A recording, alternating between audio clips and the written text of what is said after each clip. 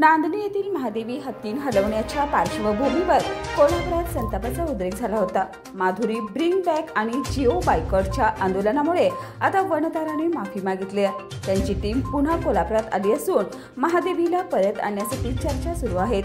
मुख्यमंत्री आणि उपमुख्यमंत्र्यांची ग्वाही मिळाल्याने नागरिकांमध्ये आशा निर्माण झाली आहे। महादेवी पुन्हा कोल्हापुरात येणार का?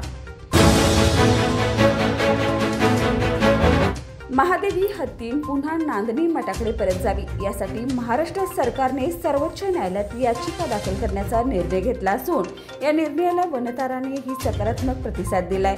या संदर्भात आज मुंबईत वनतारांच्या वरिष्ठ अधिकाऱ्यांशी सविस्तर चर्चा झाल्याची माहिती उपमुख्यमंत्री देवेंद्र फडणवीस यांनी दिली। महालक्ष्मी कॉलनी कळंबा येथे मंगळवारी मध्यरात्री पतीने पत्नीचा गळा चिरून खून केल्याची खळबळजनक घटना घडली आहे। उसने घेतलेल्या व्याजाच्या पैशावरून झालेल्या वादातून परशुराम पांडुरंग पाटील यांनी पत्नी अस्मिता हिचा धारदार शस्त्राने गळा चिरून खून केलाय। घटनेनंतर आरोपीने स्वतः पोलिसांना फोन करून गुन्ह्याची कबुली दिली आहे। शाहिदा जहांगीर नाकाडे वय वर्ष 58 राहणार तिसंगी तालुका गगनबावडा यांचा उपचारादरम्यान मृत्यू झाल्यानंतर नातेवाईकांनी सीपीआर रुग्णालयात डॉक्टरांवर उपचारात हलगर्जीपणाचा आरोप करत 3 तास ठिय्या आंदोलन छेडलं। मृतदेह स्वीकारण्यास त्यांनी नकार दिल्यामुळे रुग्णालयात तणावाचं वातावरण निर्माण झाले। दुचाकीवर धडक बसल्याने त्यांना कोल्हापुरातील खाजगी रुग्णालयात उपचार सुरू होते। प्रकृती खालावल्याने त्यांना सीपीआरच्या अपघात विभागात दाखल करण्यात आले। मंगळवारी उपचारादरम्यान त्यांचे निधन झालं।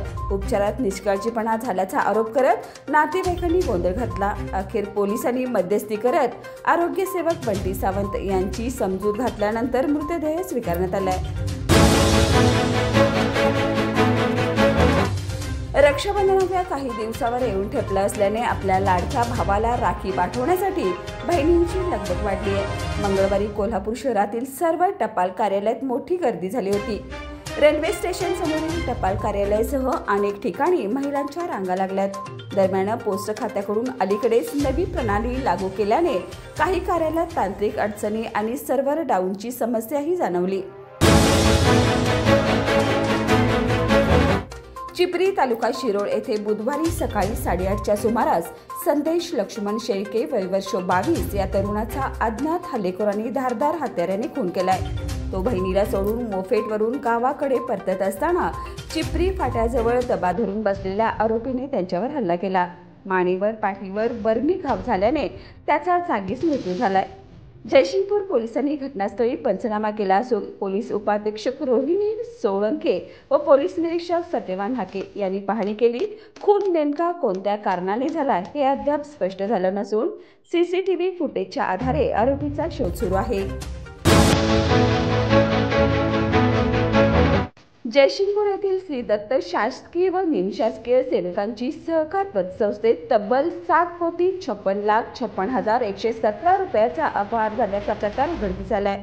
कर्जदारांना निधीचं नियमबाह्य वाटप करून तसेच संस्थेच्या शिल्लक रकमेचा स्वतःसाठी वापर करत अध्यक्ष, संचालक, व्यवस्थापक व शाखा अधिकाऱ्यांनी गैरव्यवहार केल्याचा ठपका आहे।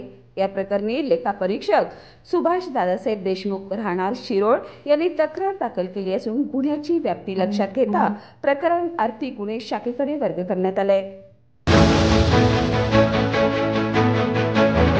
माधुरी उर्फ महादेवी हत्तीन कोल्हापुरात परतण्याच्या निर्णयावर आमदार सतेज पाटील यांनी समाधान व्यक्त करत संपूर्ण कोल्हापूरकरांचं अभिनंदन केले। या निर्णयामागे लोकभावना, जन आंदोलन आणि सामाजिक ऐक्य या तिन्ही गोष्टींचं फलित असल्याचं त्यांनी नमूद केले।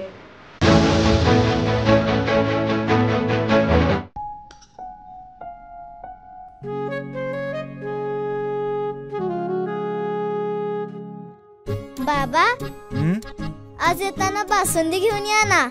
अगं, कालच आपण आईचा वाढदिवस होता म्हणून आणली होती ना। ऐकलं?